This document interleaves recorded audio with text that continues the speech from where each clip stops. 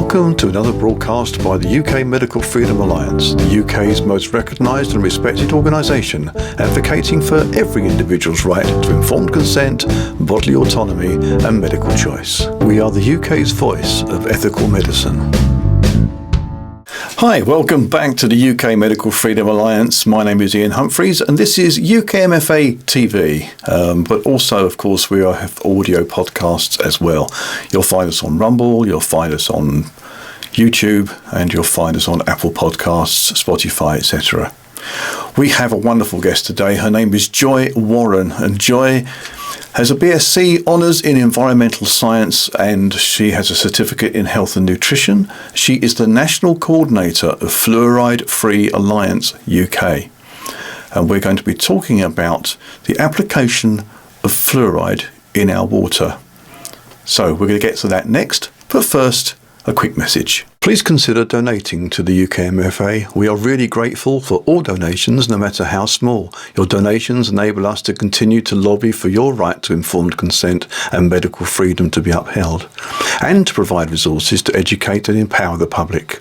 There are multiple options for donating. One is that you can scan the QR code that's on this video right now, or you can go to the link that is featured in the description below this video, or you can go onto our website and contribute via donor box, or you can buy us a coffee. Joy, thank you so much for joining us at the UK Medical Freedom Alliance. It appears we have a very similar name because you're from the Fluoride Free Alliance UK, and that will obviously be the basis of our discussion today. So very, very honoured to have you along with us, and thank you for the assistance you've been giving us recently and the information that you've been pouring into my little brain, because this is all very new to me, and I had no idea, to be honest with you, that fluoride was such a major topic. And I guess you know we're brought up as children, or certainly were through the 60s and 70s, to believe that fluoride was the major thing that we needed to protect our health and our teeth. And I guess now, from what I've been hearing, it's probably not quite so sure. So perhaps first of all, you can tell us all about how you got involved in the first place, your background, and what led you to be involved with this organisation. Okay, thank you very much for asking me on, Ian. When I got my degree in environmental science in 2002, I was looking around for something to apply it to, because it would have been a waste of time getting it, all those years of study.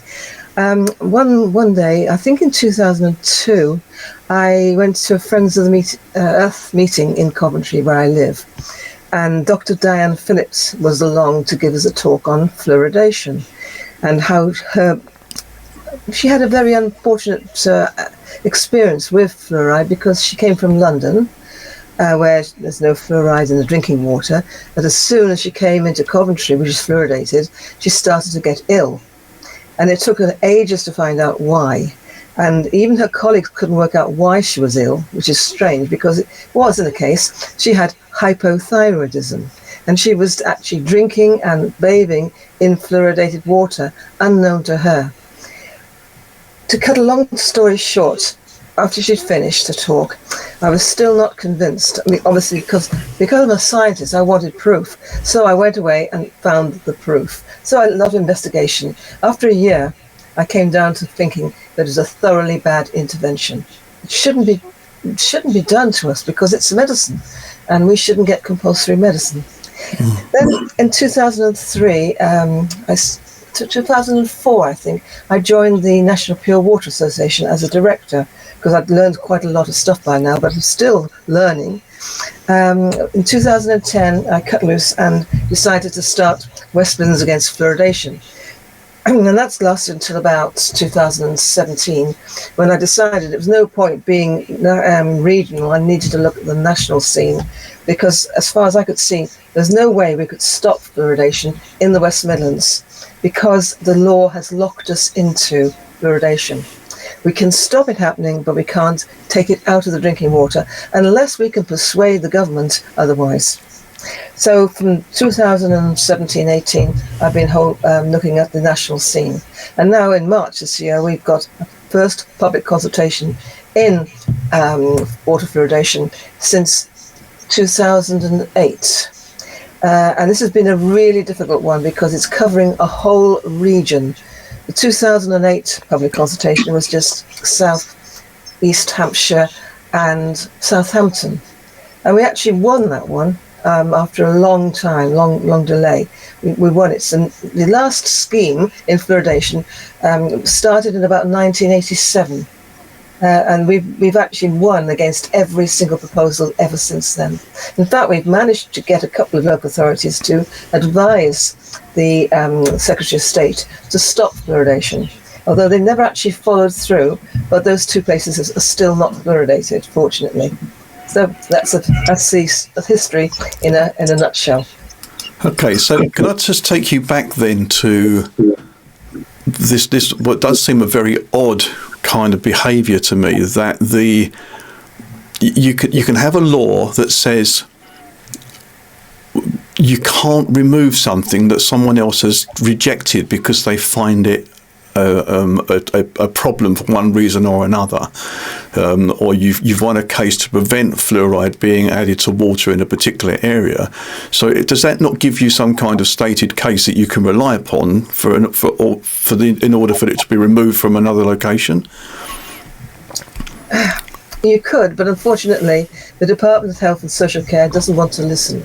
We have tried reaching out, communicating with them via MP, via the Minister, by everybody we can think of, but there's never a substantive reply. They ignore our letters. And not just Amazing. me, we've sent toxicologists have sent letters to Rishi Sunak, and he hasn't replied to those. It's amazing. It's because it brings us back to the whole reason d'etre for UKMFA, in the sense that we talk about bodily autonomy, informed consent, and medical freedom. You should have the medical choice. You should have the choice whether you receive a medical intervention or not. And clearly, this is a medical intervention of some description, because something is being put in the water which they're claiming is going to improve your health. Is that right? Yes, improve our dental health. Yes, that's true. Yes. And we have got the proof that exists in the British Standard, which has under its heading function that hexafluorosilicic acid is used for the fluoridation of drinking water to increase the resistance of consumers to dental decay. A preventative, prophylactic medicine. Right. And we can get on to what that actually is, that chemistry, because that in itself it sounds quite horrendous to me, because it isn't as well I think what I understood to be fluorine or fluoride or whatever it was is that if you're a lay person like me, it all sounds like the same thing. And the dentists apparently are recommending it everywhere, and all the adverts for toothpaste on the TV say this is the way to go, and every dentist is going to recommend it. And of course, now what we've found out is that every dentist isn't recommended it, because we know dentists now, don't we, that are definitely against it. So is that how they've been achieving putting this stuff in our water? Is it because they're pulling the wool over our eyes as to what they're actually giving us? The Department of Health refer to it as fluoride. I refer to it as an industrial hazardous waste called hexafluorosilicic acid. Dentists are told by the British Dental Association not to worry themselves about anything like this. Just recommend fluoride treatments and say it's okay in the drinking water. It's safe and effective. And as far as the dentists are concerned, the ones who are mainstream, that suits them, because that absolves them of any guilt. As far as, do you want me to tell you about the contents of hexafluorosilicic? Please, yes, yeah. I'm glad you're saying that, and I'm not having to repeat it, because as we know, one of my colleagues also had trouble saying that. Okay, right. So It's an acid which is 20% fluoride, 20 to 23% fluoride. So instead of adding 1 milligram of fluoride to a litre of drinking water, 6.3 maximum milligrams of the acid is added to 1 litre of water. So that's 1 milligram in that of fluoride, and the rest is water and contaminants, for want of a better word.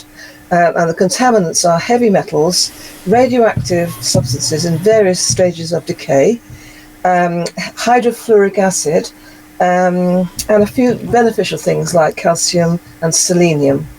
These are in very, very, very minute amounts. But when you're thinking that they are adding things like antimony and arsenic, cadmium, chromium, lead, mercury, nickel, and selenium to our drinking water, all those are injurious apart from selenium.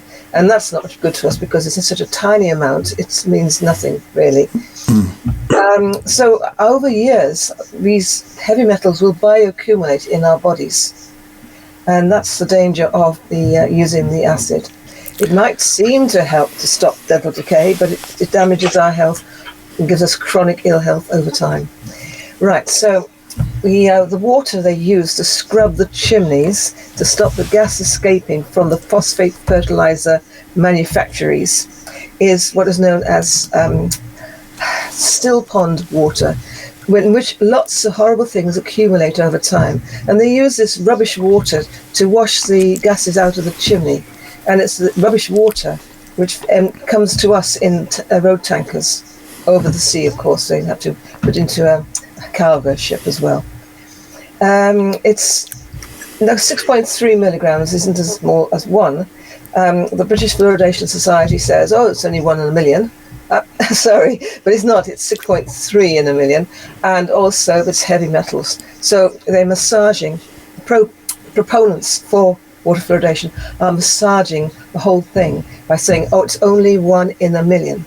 I'm not quite sure if you know about atoms and things like that, but how many atoms are there in 1 milligram of fluoride? Well, you could possibly do an Avogadro's conversion on it, but it's a bit dangerous doing that because that's really for gases. I'd say probably millions of atoms in 1 milligram of fluoride. So it's not an inconsequential amount.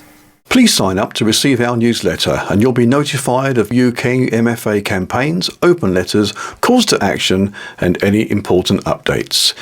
You can do this on our website at ukmedfreedom.org. That's ukmedfreedom.org. And can our bodies deal with these metals? Because you say they accumulate, but I mean, I assume that we absorb metals on a regular basis in any event. So is there... can we shed these metals, or do they literally accumulate over time and then become more than their original part, if you like, because it's it's an accumulation of the metals? Not only accumulation, but synergy between different contaminants in our bodies. Let's look at hydrogen fluoride or hydrofluoric acid. When that hits the stomach, any fluoride in the stomach from a glass of water or from food or whatever, links with the hydrochloric acid, which is produced naturally in our bodies, and there's also the hydrogen in the drinking water from the hydrogen fluoride or hydrofluoric acid. So the fluoride and the hydrogen link together, and because of that, it's a rapid absorption through the stomach lining because of the two linked together. Rapid, I mean 0.005 of a second before it gets through into the cells lining the stomach. And then the hydrogen leaves fluoride because we're now in a non-acidic environment, and that leaves fluoride in the cells. Now, fluoride is not very good for cells because it's going to get into the mitochondria and disrupts quite a few things. So that's the main danger of drinking water with a protein meal, because hydrochloric acid is produced when you're having protein, meat, for example. Obviously the liver is a great clearinghouse, but clearly over time things like arsenic will accumulate, and I think the arsenic is really bad because it can cause bladder cancer. So if it lodges in the bladder and stays there, then it builds up, and we're talking about a tiny amount of arsenic. The maximum allowable in drinking water is 10 micrograms per litre. That's a very small amount indeed. But because it's a carcinogen, the maximum allowable should be 0. The water treatment works cannot remove all the arsenic which comes into the water treatment works from lake water, reservoir water, river water. So there's a little bit left when you get to the end of the process of water treatment, and then they add more arsenic, which bumps it up a little. But chances are we never get more than 10 micrograms. But even so, I think it's pretty bad. They're treating the water. They're taking as many things out of it as they can. They can't get everything out, but they do the best. They get everything out as they can, and then it's potable. It's wholesome, according to the law. Let's have it in our taps. Why? Fine. But then they add back into the treated water the stuff they've taken out. Oh. Not good. That's really odd, isn't it? I mean, why are they putting it back? For what reason? Why would they do that? Because it's supposed to prevent dental decay. But not the heavy metal, just the fluoride. But the travelling companions are the danger, as well as the fluoride. But also, as with any other treatment, each person needs to have a treatment that is pertinent to their own individual health and their own circumstances. So this is as our director often describes, a one-size-fits-all medical treatment, whereas we are all different, so therefore the effect of this must be very different across the population. Yeah, I'm afraid so. Let's look at dose. You can have as much as you like. There's no limit. You drink as much water as you like during the day. The concentration of it per litre is 1 milligram of fluoride. But a baby, bottle-fed baby, will probably get up to a litre a day once it gets to 6 months and a bit older. So, the baby's getting 1 milligram of fluoride, and it's not very heavy. Than adults getting 1 milligram of fluoride per litre, and it's very heavy. So it's out of all proportion.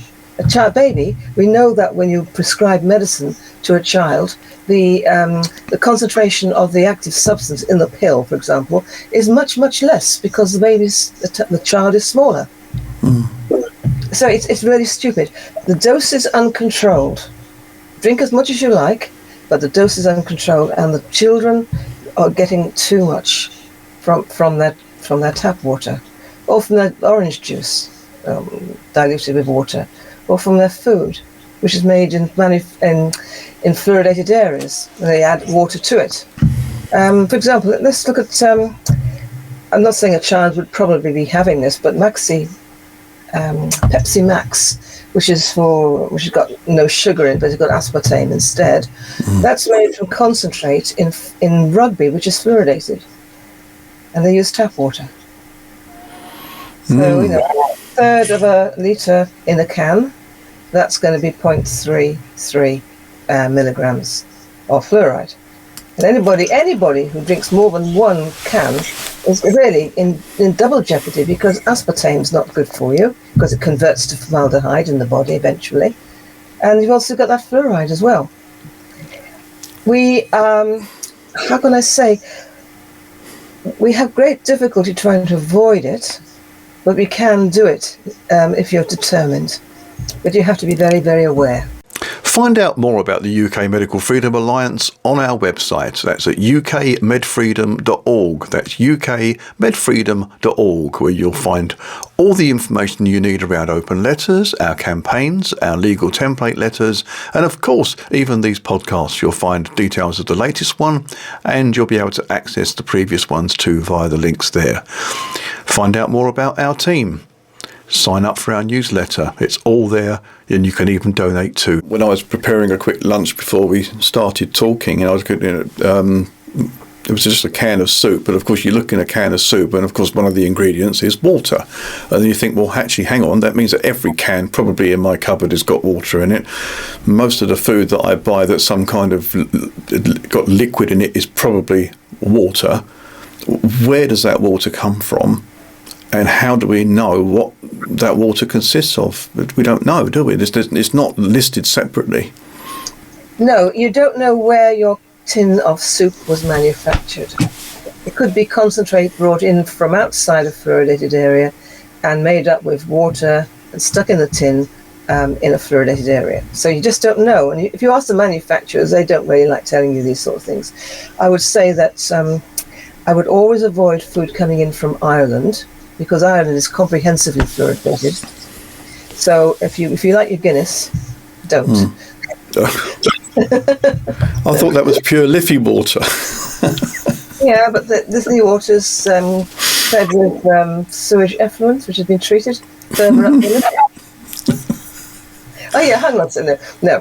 When the water's extracted, it's sent to a water treatment works, right? Right. So it'll be treated and all the cusps and all the, how can I say, the little jobbies will be removed. the pathogens will be removed. Right. Yes. And water treatment should actually clear it up, right? But then they put fluoride in before they let it go to the taps. Wow. And the fluoride in the body. So people complain about their Guinness in England because they say it's not necessarily from Dublin, and it's not got the Liffey water in it, or it's made or you get Guinness abroad. But maybe they shouldn't be complaining. Maybe they should be grateful. Yeah, I don't know. I'm not grateful. I would not want to drink Guinness ever. It's basically, obviously, if they're using well water, or aquifer water, groundwater, then that would be much better. But they don't. Yes. They use tap water. I know it was interesting when we spoke previously about the countries in Europe and around the world that don't fluoridate their water, and it seems quite extensive actually in terms of the number of countries, and yet for some reason we're going the other way. Why do you think we are determined to go against the flow of excuse the pun, flow in Europe? Yes, all of Europe apart from Ireland, a little bit of Serbia, we think, a little bit of Poland, possibly. We don't know for sure. I've tried asking the question. I don't speak the language. It's really difficult getting an answer. Most of Europe does not fluoridate its drinking water. They prevent dental decay in other ways, as you should do, like teaching the kid to clean the teeth. Yes, yeah. But then again, it's about avoiding certain toothpastes as well, because, well, the majority of toothpaste, especially in the supermarkets, I don't think it's easy at all to find a non-fluoride toothpaste. That's correct. I think you'd be lucky to find Euthymol, which is a really strong tasting toothpaste, which doesn't have fluoride in it. But I agree with you. Everything else has got fluoride in. But I've noticed that going around looking at toothpaste cartons, the word fluoride is gradually getting smaller and smaller and smaller. Oh, really? Yeah. So now we're going down the conspiracy theory route, but of course, it maybe that's not a theory. That's they are conspiring to hide the fact that fluoride is there, or at least make it less obvious. Yes. What you're looking for now is something that's for sensitive teeth. Teeth whitening, those are the two fashionable toothpastes to have now. Yes. Yeah. When you look at the small print, you find it's got sodium fluoride or sodium monofluorosulfate. Can't say that one. Anyway, sodium fluoride reduced down somewhat. Yeah. So wow, I mean, there's so much to unpack, and we're not going to be able to do it in a short interview, but. So the campaign right now is because the Northeast at the moment are attempting or want to fluoridate water there. How is that campaign going, and what kind of strength do you have behind it? The strength behind the proposal in favour is very strong. We did a Freedom of Information request a few weeks ago, and I got a reply eventually. I'd asked the question, who was told by the Department of Health about the consultation, as opposed to allowing it out into the world via a press release. And I got a list of 105 organisations. 105. Right. And they're all pro-fluoridation. And they've all got members. So if each organisation has got 100 members and they'll have more, we're talking about thousands. Yeah. So they will all be pro-fluoridation because they're members of organisations which are pro-fluoridation. And then on top of that, we've got the NHS, because obviously the NHS is in favour because they think it reduces extractions of teeth in hospital due to dental decay. And these are the children who have to go into hospital for general anaesthetic because dentists don't want to do it anymore in their surgeries, especially since they have to go and get themselves an anaesthetist standing by just in case. Right, so we're up against the establishment, the Department of Health, the government, and these organisations who have all by now have looked at the rubric on the Department of Health website, and they'll be answering the questionnaire in accordance to the information they have been fed on the public consultation website. Why are they so convinced? It may be that they want us to believe that it will prevent dental decay, but all these statistics are not in their favour. We've looked at, we've analysed their own statistics to show that there are more, the rate of extractions in a fluoridated area is higher than the rate of extractions in a non-fluoridated area when we're just looking simply at dental decay extractions. But OHID, Office for Health Improvement and Disparities, haven't actually done that analysis. We've done it for them. And it's quite obvious that, the three highly fluoridated areas in the northeast, that's Newcastle, North Tyneside and Gateshead, have a higher rate of extractions due to dental decay than the 5 non-fluoridated areas of the northeast. Right. Then we've got recent research which has been paid for by the UK government, 2022, not 2022 and 2023. The average reduction in decay in fluoridated children and adults is about 3%, which the researchers describe as being modest. There's nothing to get heated up about. And they also decided, by looking at the current literature, that there's no proof whatsoever that water fluoridation reduces oral health inequalities across social groups. It does not. That's a myth. It cannot do that.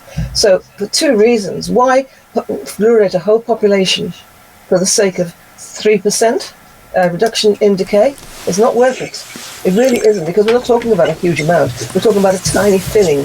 And also, surely, where they've seen such a small differential, that could be down to something else.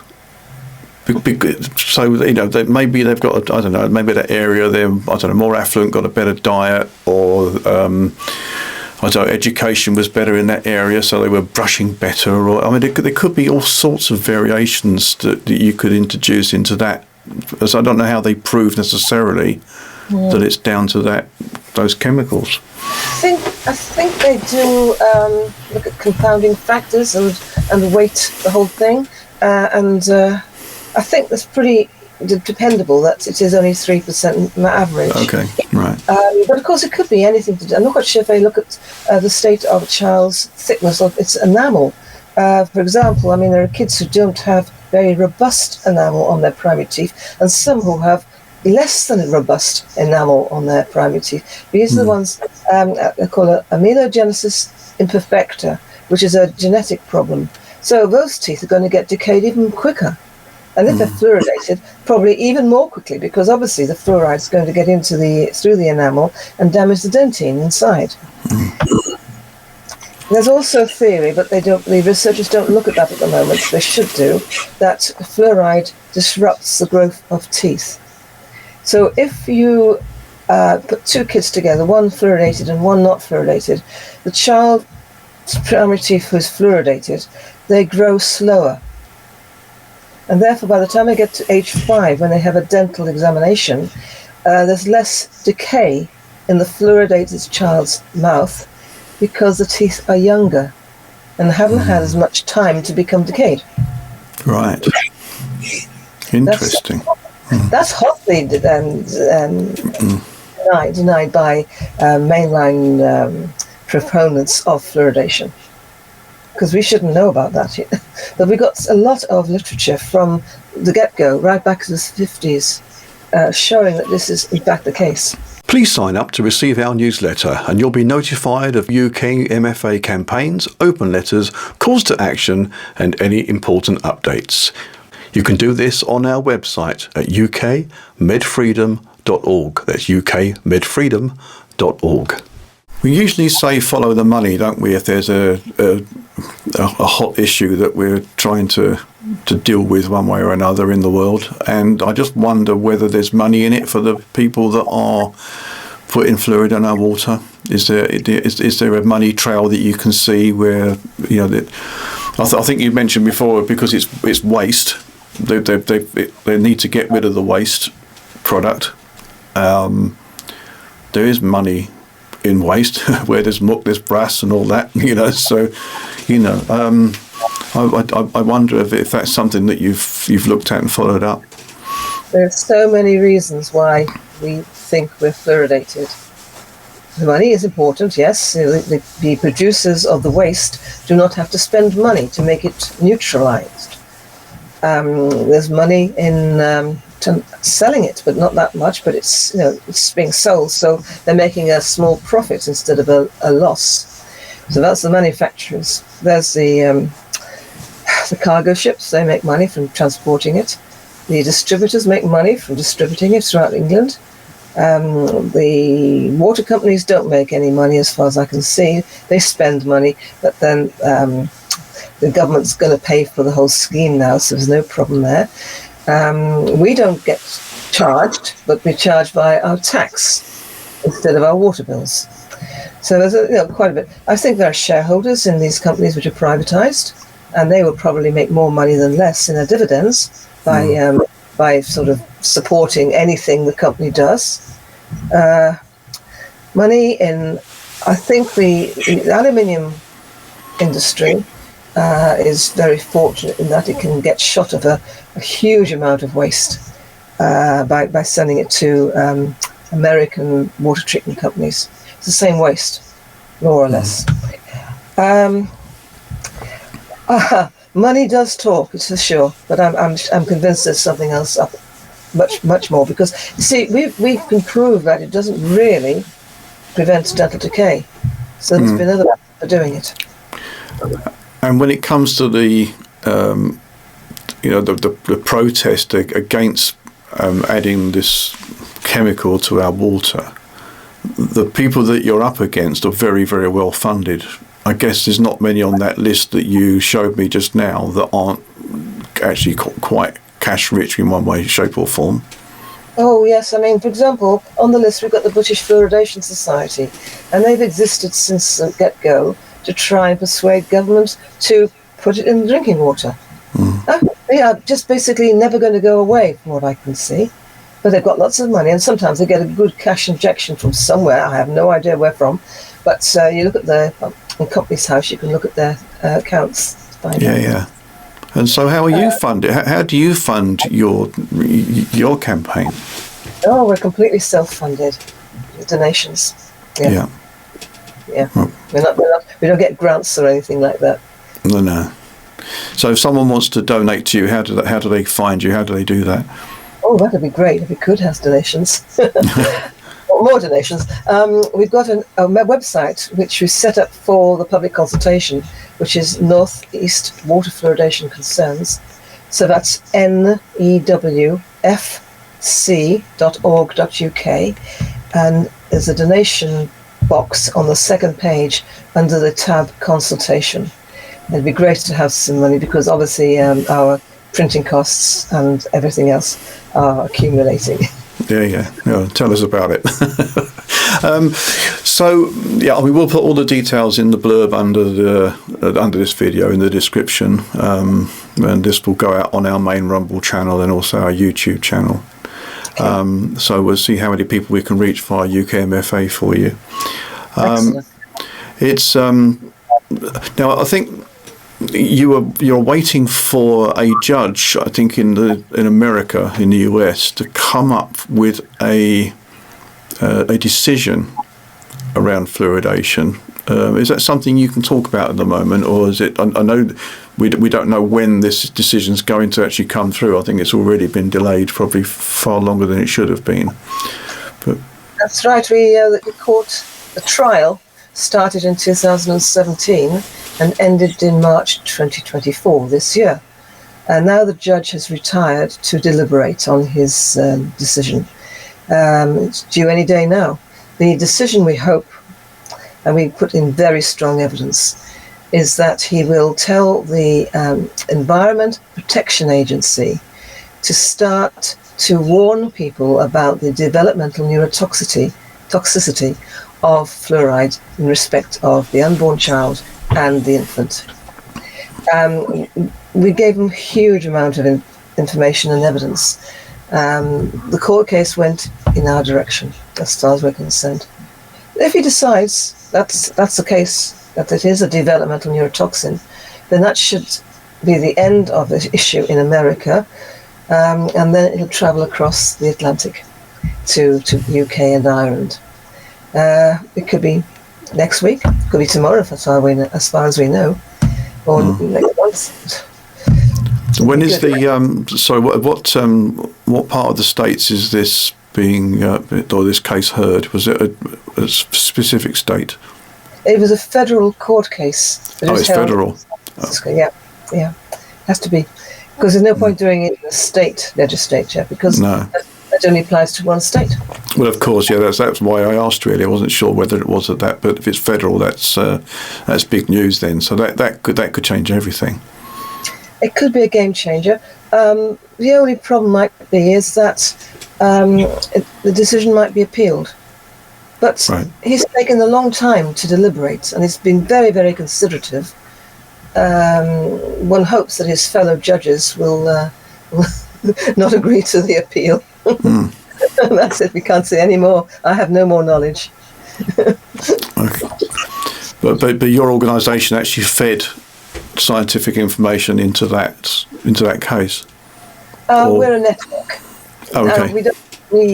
We don't produce science. We just use it. Sure.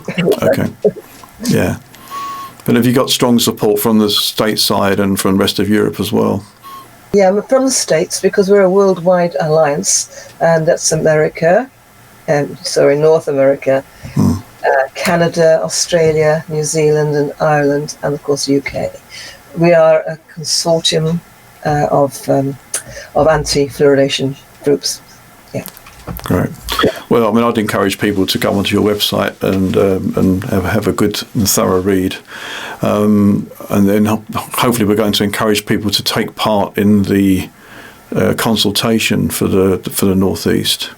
Right, that ends on the 17th of June, so there's plenty of time. What we've done, we've been kind to anybody who wants to respond. If they go onto the Department of Health website, they will just see 100% propaganda.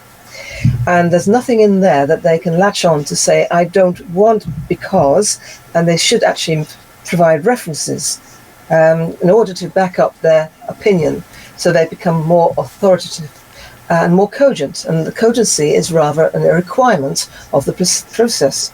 Now, the people who are pro-fluoridation will have all this information at their fingertips because it's on that website. So we had to provide something which countered the propaganda.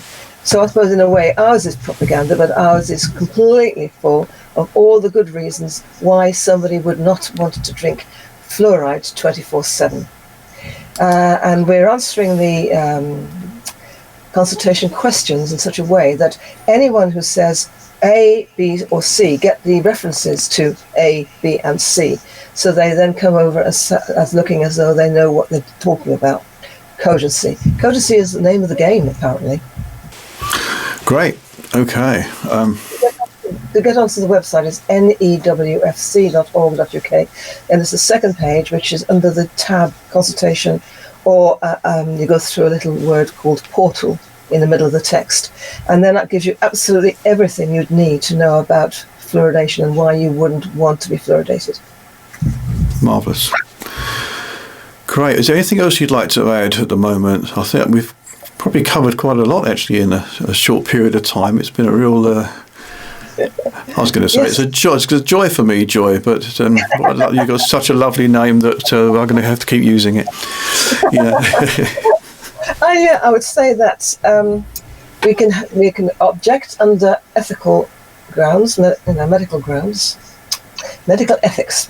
Yes. I've just noticed that there is a consultation on the NHS website, which starts off with a preamble, which implies that members of the public are covered by the NHS Constitution.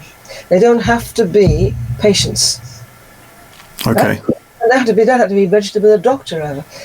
Members of the public are covered by the Constitution, which is great, because that means that I can tell my doctor, or I can tell the Department of Health, or the public health people, I do not want to receive a medicine. We know it's a medicine. You cannot make me drink a medicine, but you are putting it in my drinking water, so it's compulsory. Now, that's the most important thing. It is not drinking water. It is a medicine, and we're not covered by the Drinking Water Directive. And because of that, the guidelines which protect us when we're having drinking water cannot possibly protect us when we're drinking medicinal water. Right. So we're out on a limb. We're not protected by the guidelines because they don't exist for medicinal water. That's the most important thing as well. Now, the other thing is that over time, fluoride causes chronic ill health. And the three main things I would say is that you've got diabetes too, because fluoride messes up the pancreas. You've got hypothyroidism, because fluoride messes up the thyroid gland and the endocrine system. Mm. And the other thing is, of course, it's reducing an intelligence, because although it might occur when you're in the womb or when you're an infant, that lack of intelligence, loss of intelligence, follows you throughout your life. Those are the three most important things too. And also, there's one more thing I mustn't forget. Fluoride makes bones brittle. It damages the bones. It makes them denser, but paradoxically more brittle. So that when you get to a certain age, like an elderly lady, there are more hip fractures in fluoridated areas than there are in non-fluoridated areas. And it's about double the amount, double the rate. Really bad news because it's so painful and it's life-limiting. Yeah. Does it? I'm just thinking about dental implants, of which I've got a couple, and they go into bone. So if you're treated with fluoride your entire life for your teeth, and then you lose some teeth, and then you're going to replace it with a dental implant, and does that give them a problem trying to implant into bone that could be brittle in the jaw, or does it not affect that area? It just almost seems like counterintuitive in a way. That's a very valid point. I've got an implant. Mine was put in place when I was still drinking fluoridated water back in '95. But it was fine. It has never shifted. But I don't use it for chewing on or anything. It's just your decoration, as it were. Yeah. But no, hopefully my bones are much stronger because I've abstained from fluoride since 2003. Obviously, it will gradually It'll gradually leave the body. You have a valid point, and then perhaps we can ask somebody who's a holistic dentist to give us the goods. But I don't think that holistic dentists are in favour of implants. So. Right. Oh, okay. Good. Okay. Well, I mean, unless there's anything else that you can think of that you want to add right now, I think that's a perfect place to finish. And I'll just thank you for your time. It's been very informative as always, and I'm sure our viewers and listeners are going to really enjoy this interview, and they're going to learn a lot. They'll learn things they never knew before. I don't know how I managed to get to this ripe old age and never knew any of this stuff. So, yeah. Well, you don't live in a fluoridated area, perhaps. Yeah. If you're not threatened, if you don't live in a fluoridated area, then why would you learn? Exactly. Yeah. Yeah. But you never know when it's coming, do you? And it does seem like they're not going to tell us. They will just do it, or they'll have a consultation, but the consultation's just over there behind that curtain, and you can't see it. It's abysmal what they've done. Nobody, as far as I can see, very few, I mustn't exaggerate, very few saw the announcement of the date of the public consultation, because it was online of an evening on a Monday just before Easter holidays. Well, no family is going to be wanting to spend time on the computer reading an online newspaper when they want to get ready for their holidays. Of course, yeah. Or there's something good on the telly. That's usually good. Yeah, we'll put it out there where there's something really important on the telly. Yeah.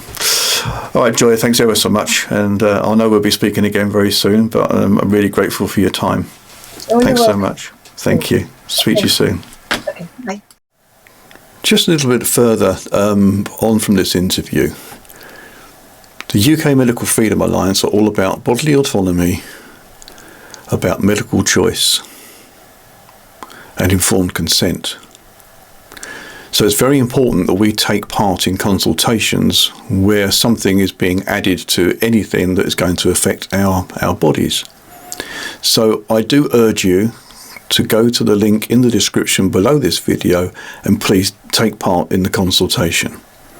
We're not going to tell you how to respond, but please do respond as an individual. Thanks so much.